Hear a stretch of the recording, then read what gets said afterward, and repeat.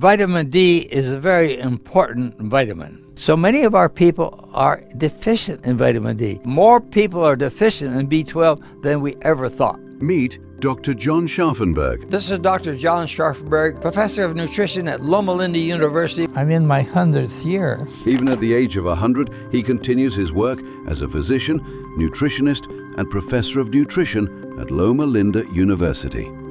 Prepare to be inspired as he still openly shares his wisdom to help others live healthier lives. Were you aware that most Americans are lacking in certain essential vitamins? Stay with us until the end to learn about 3 of these vitamins and how you can correct such deficiencies in Dr. Scharffenberg's own words. But first, let's uncover 3 habits that have helped Dr. Scharffenberg remain active and healthy as a centenarian. Diet. Dr. Scharffenberg avoids both smoking and alcohol. He also follows a vegetarian lifestyle. While vegetarianism isn't a strict requirement, many Adventists adopt a fully plant-based diet. Did you know that Loma Linda, California, where Dr. Scharffenberg lives, is recognized as one of the 5 blue zones in the world? Blue zones are regions where people consistently live longer than average. In places like Loma Linda, Okinawa in Japan, Sardinia in Italy, Nicoya in Costa Rica, and Ikaria in Greece, many residents reach 100 years and beyond. Research on blue zones discovered that 95% of those who live past 100 consume mostly plant-based diets, rich in beans and whole grains. Studies also reveal that Loma Linda Adventists live, on average, a decade longer than other Americans. Furthermore, vegetarian Adventists tend to live 1.5 to 2.4 years longer than their non-vegetarian counterparts. Why do you think that the Seventh-day Adventists live so long in America? I think it's primarily a vegetarianism. What foods do Adventists typically eat on a daily basis? In an Adventist kitchen, meals usually center around 5 main food groups. Whole grains such as brown rice, barley, and oatmeal. Compared to refined grains, they provide more fiber. Diets rich in whole grains are linked to lower risks of heart disease, diabetes, and certain cancers. I kind of like snow peas. Nuts. Including nuts in a balanced diet can reduce the chance of a heart attack by half in people who are at high risk. But since nuts are calorie-dense, portion control is important. Pistachios are good. Legumes. Beans, lentils, chickpeas, and peas. These are packed with protein, fiber, and essential nutrients. Fruits and vegetables include a variety of these every day to gain the full range of benefits. They contain plant compounds that can lower your risk of chronic diseases. As a resident of Loma Linda and a committed Adventist, what does Dr. Scharffenberg personally eat to stay healthy and keep his mind sharp at his age? Soy is a good thing. I recommend, one of those boxes, 1/4, 100 gram, 400 gram box, 100 grams a day of tofu. Soybeans. They are rich in protein and also provide healthy carbohydrates and fats. Soy is an excellent source of vitamins, minerals, and helpful plant compounds like isoflavones. Because of these properties, regular consumption of soy may help ease menopause symptoms and lower the risk of prostate and breast cancer. However, soy can sometimes cause digestive issues or affect thyroid function in people who are predisposed. Top fruits he eats. Dr. Scharffenberg has a strong love for fruits. Among them, he especially enjoys mango. Mangoes? Known as the king of fruits, mango is highly valued in many countries where it is grown. Like leafy greens such as spinach, broccoli, and kale, as well as brightly colored foods like tomatoes, peppers, and egg yolks, mangoes are rich in lutein and zeaxanthin, nutrients that may help lower the risk of chronic eye conditions.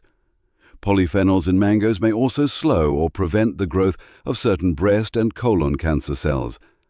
A 2010 study showed that mangoes are a strong source of vitamin B6, a nutrient that many older adults don't get enough of for optimal health. Vitamin B6 plays a key role in maintaining healthy brain function. Just half a cup of raw mango provides about 10% of the daily requirement for this vitamin. There are 3 other vitamins that Dr. Scharffenberg identified as being commonly deficient among seniors. Let's look at what they are and how these gaps can be corrected to support a long and healthy life. Vitamin A. And can you drive? Yes, I drive. Do you drive at night? Yes, that's because I had cataracts. I had cataracts removed, and they put in 20/20 lenses, so I have 20/20 vision and threw my glasses away. Around 45% of Americans do not get enough vitamin A. Worldwide, an estimated 127 million children and 7 million pregnant women are deficient in this vitamin. Lack of vitamin A raises the risk of infections, blindness, and even death. Vitamin A is crucial for renewing skin cells, maintaining vision, and supporting the immune system. Because of this, people deficient in vitamin A are at higher risk of severe infections. Children are especially vulnerable, which is why ensuring they receive enough vitamin A through diet or supplements before age 5 is critical. Beta-carotene will make 2 vitamin A's. With the beta-carotenes from carrots, you get the vitamin A. Beta-carotene would be better than the vitamin A. Vitamin A increases the risk of osteoporosis. Beta-carotene doesn't. There's lots of vitamin A or beta-carotene, I should say, in plant sources. The cantaloupe, the melon, yellow outside, yellow inside, has a lot of it. Things like sweet potato, with the dark-colored sweet potato, that has it. To prevent vitamin A deficiency, it is essential to maintain a balanced diet. Beta-carotene can be converted by the body into vitamin A. When you consume beta-carotene from sources like carrots, your body produces vitamin A. Beta-carotene is safer than direct vitamin A supplements. Excess vitamin A has been linked to higher osteoporosis risk, while beta-carotene does not carry that issue. Many plant foods are excellent sources of beta-carotene. For example, cantaloupe with its yellow skin and flesh is especially rich in it. Dark-colored sweet potatoes also provide large amounts of beta-carotene. Vitamin B12. You should know about the new evidence we have regarding vitamin B12. There's 2 methods by which vitamin B12 is absorbed. One is by the intrinsic factor, which is made in the stomach, and down in the ileum, the 3rd part of the small intestine, it combines with vitamin B12. And you have to have this combination for it to be absorbed. As you get older, you lose that ability to make that intrinsic factor. So above 50, there are many people who are deficient, even though they're getting a lot of it in their meat diet. But there's another method of absorption. That is by passive diffusion. Basically, for vegetarians or for seniors who have difficulty absorbing vitamin B12, supplements are the best option. Vitamin D. More than half of the general population is deficient in vitamin D, regardless of age. The deficiency becomes even more severe with aging.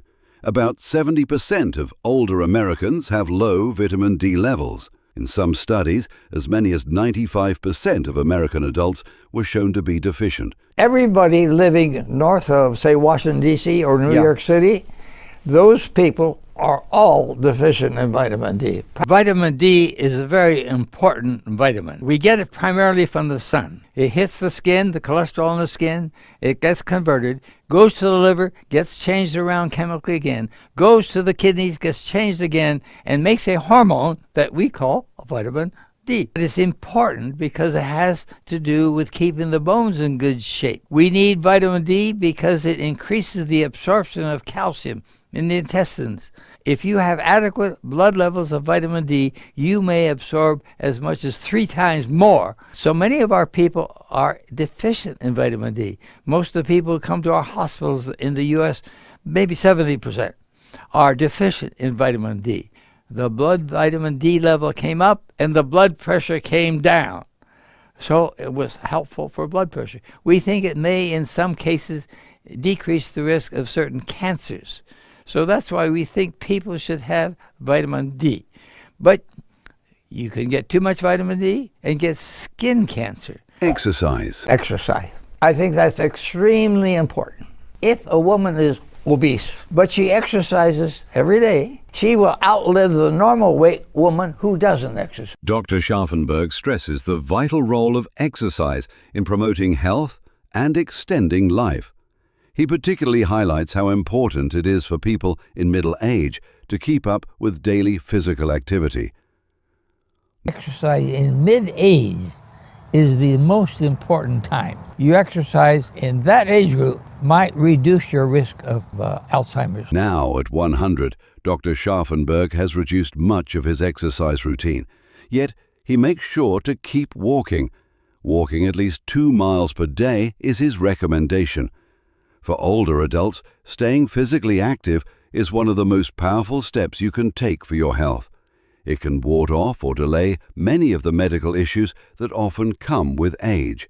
It also keeps your muscles strong, helping you remain independent and able to handle daily tasks on your own. For every hour you exercise, you will live 3 hours longer. As we have seen from Dr. Scharffenberg's approach to longevity, incorporating plenty of vegetables and fruits into the diet is vital. But the lifestyle of Seventh-day Adventists shows us that it is not only about the foods we eat, but also about living a balanced, healthy life overall. This includes avoiding harmful substances like tobacco and alcohol, staying physically active, and engaging in meaningful community activities.